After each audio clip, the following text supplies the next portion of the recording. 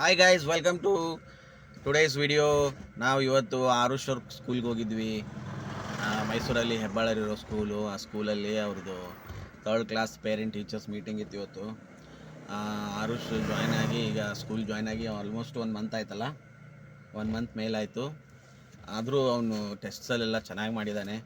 ಅದಕ್ಕೇನು ಕಾರಣ ಅಂದರೆ ಆ್ಯಕ್ಚುಲಿ ಅವ್ನು ಬುಕ್ಸದೆಲ್ಲ ಲೇಟಾಗಿ ಬಂದಿದ್ದರಿಂದ ಅವ್ನಿಗೆ ಓದೋಕ್ಕಾಗಿರಲಿಲ್ಲ.